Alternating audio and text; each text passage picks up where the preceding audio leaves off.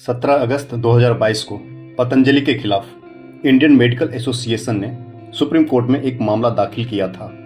आरोप था कि बाबा रामदेव और पतंजलि सोशल मीडिया पर एलोपैथी के खिलाफ गलत जानकारी फैला रहे थे। साथ ही साथ यह भी कहा कि पतंजलि प्रोडक्ट कोविड वायरस समेत अन्य कुछ बीमारियों को पूरी तरह अस्थायी तौर पर ठीक कर सकते हैं। दरअसल पतंजलि ने प्रिंट मीडिया में कुछ विज्ञापन जारी किए थे। इन विज्ञापनों में डायबिटीज और अस्थमा को पूरी तरह से ठीक करने का दावा किया गया था। पतंजलि पर दो कानूनों का उल्लंघन करने का आरोप है। पहला drugs and magic remedies act 1954 और दूसरा consumer protection act 2019। Drugs and magic remedies act में प्रावधान है कि किसी भी बीमारी को बिना साइंटिफिक प्रूफ के पूरी तरह ठीक करने का दावा करना गलत है और भ्रामक है और यह एक कानून का उल्लंघन है। लाइलाज बीमारियों के लिए जो दवाइयां बनती हैं उनका प्रचार नहीं किया जा सकता। कंज्यूमर प्रोटेक्शन एक्ट में प्रावधान है कि कोई कंपनी झूठा या भ्रामक प्रचार नहीं कर सकती। अगर वो ऐसा करती है और उपभोक्ता के हित के खिलाफ है तो यह कानून के उल्लंघन के दायरे में आता है और अपनी पद्धति के लिए किसी दूसरे पद्धति को गलत नहीं कह सकते। बाबा रामदेव के ऊपर यह आरोप है कि उन्होंने एलोपैथी के ऊपर आरोप लगाया था और कहा था कि पूरी दुनिया जानती है कि एलोपैथी एक सीडो साइंस है जबकि आयुर्वेद इज ए साइंस।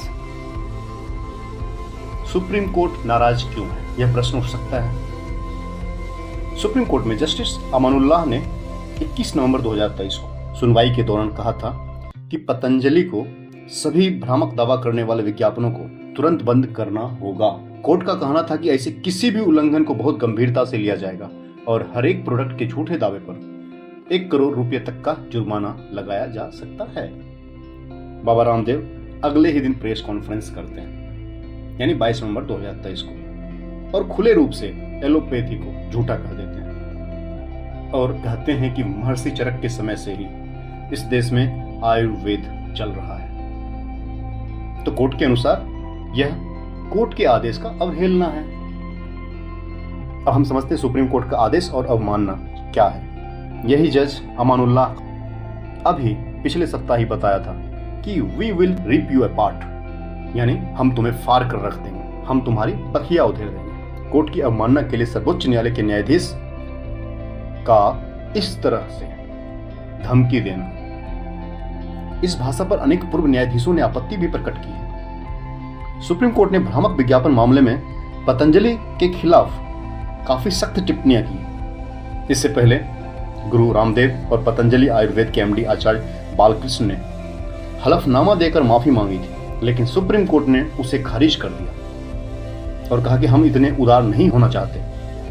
यह वही सुप्रीम कोर्ट है जो उदारीपन का दिखावा करने के लिए किसी फांसी दिए हुए मुजरिम के लिए रात को अपनी कोर्ट सजाती है। कोर्ट ने कहा कि उन्होंने ऐसा तब किया जब गलती पकड़ ली गई और सुप्रीम कोर्ट अब उन्हें दंडित करने का मन बना चुका है। यह सुप्रीम कोर्ट के जज कह रहे हैं। सुनवाई करने वाले जजों ने सख्त लहजे में कहा कि आरोपियों को अंडरटेकिंग के उल्लंघन के मामले में कार्रवाई का सामना करना ही होगा। आपको एक बात मैं बताता हूँ, यह देश की विडंबना है कि अहसानुद्दीन अमानुल्लाह जो कि सुप्रीम कोर्ट के जज हैं, नियमित प्रक्रिया से बने हुए जज नहीं हैं। इसे अल्पसंख्यक कोटि से जज बनाया गया। इस देश में अल्पसंख्यक के नाम पर मुसलमान ही हैं जो फायदा उठा पाते हैं।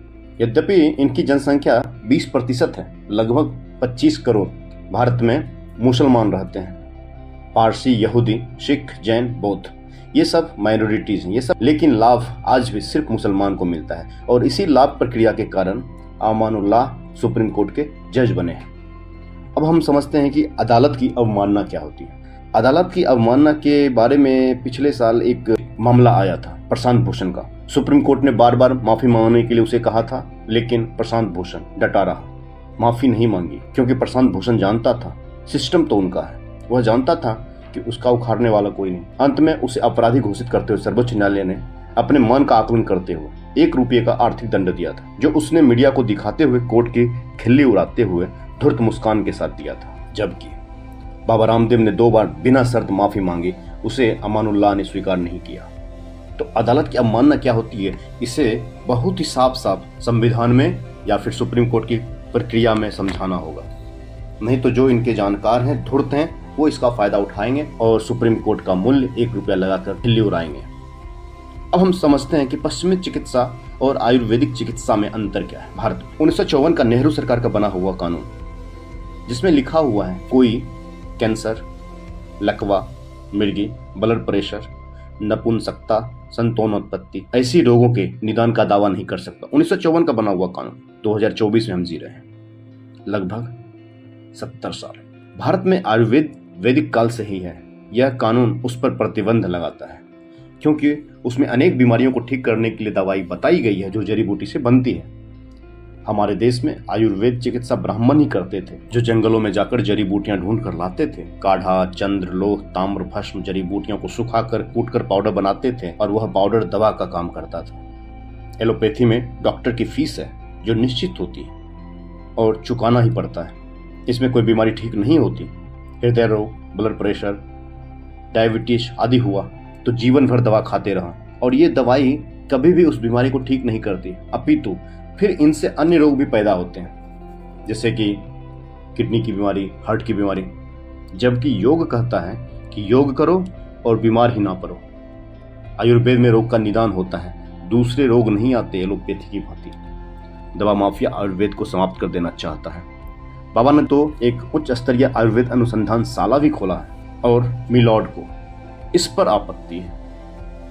वह इसे प्रमाणिक नहीं मानता, लेकिन लेक्मे आदि कंपनियों की गोरा करने की क्रीम को सही मानता है। वह इसे भ्रामक प्रचार नहीं मानता है। पास्ता, हैंडवॉश इत्यादि को इम्यूनिटी बूस्टर की तरह स्वीकार करता है। आयुर्वेद, योग और प्राकृतिक चिकित्सा सर्वश्रेष्ठ है, यह इसमें कोई दो राय नहीं।